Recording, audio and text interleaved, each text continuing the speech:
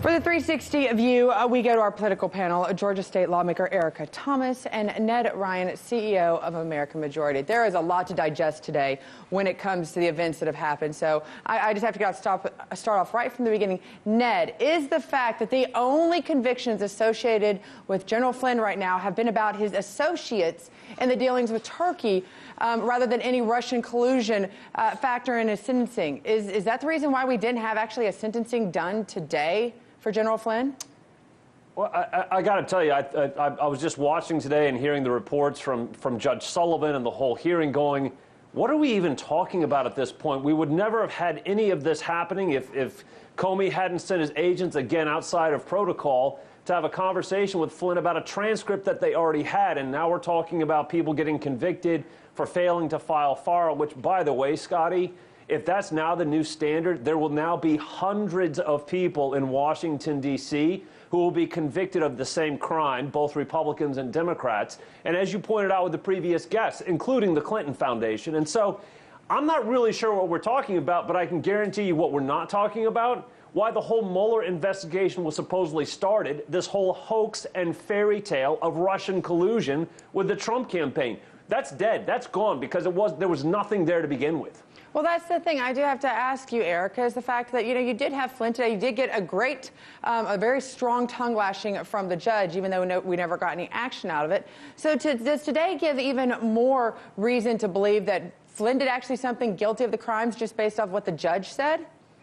Yes, of course it does. And for the judge to put this sentencing off, if he would have done his sentencing, today, he might have got no jail time. But the thing is that he put it off because he wants to see what exactly is going on. If there is something that he is trying to, with Mueller, if Mueller's saying, he doesn't need jail time, is there something that he's about to tell Mueller? It's like we're on the edge of our seats like a novel. What is going to happen next? And I think the judge wants to know exactly what does he have? What is he going to say? And if he doesn't have anything, then he needs to get what he deserves. And I believe that he needs what he said, what the judge said today, something about treason. You cannot collude with Russia. You can't talk with Russians even before you're even in the administration and then say that this is not something wrong. You can't say that there was nothing wrong on Michael Flynn's.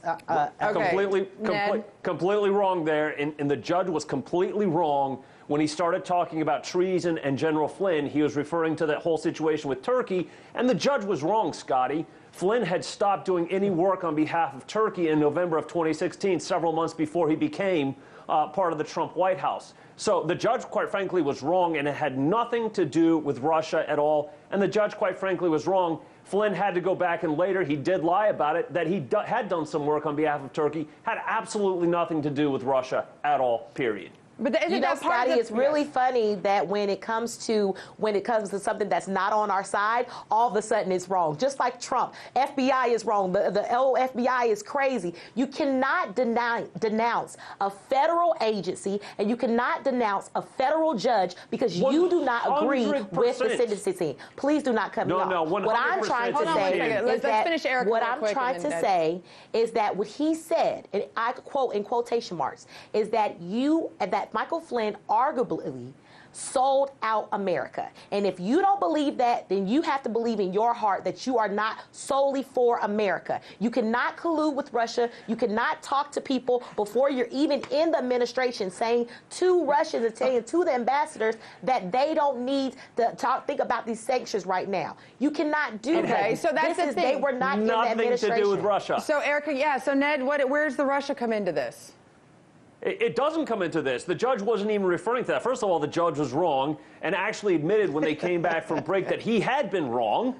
And then on top of that, when he was alluding to the potential of treason, he was talking about his work with Turkey, in which the judge mistakenly thought that when he was part of the Trump White House as the national security advisor, that Flynn had still been advising Turkey, had still been working on behalf of Turkey. The judge was completely wrong on that front. First of all, had nothing to do with Russia. Second of all, he was just simply wrong on his facts. And that's the thing. That's the thing we both have to agree here on the fact that we were getting this piece by piece. There wasn't a live camera. We had no idea what the judge was saying when it was happening. We were reading tweets from different journalists in the room. Is that part of the problem? Is that we don't know actually what the truth is in any of this situation and who talked to who? And you're hearing more stuff coming from political pundits and media than actually the people who are directly involved. Would this clear it all up, Erica, if we actually had the people answering directly in front of the cameras and full transparency of this entire thing from the beginning to the end?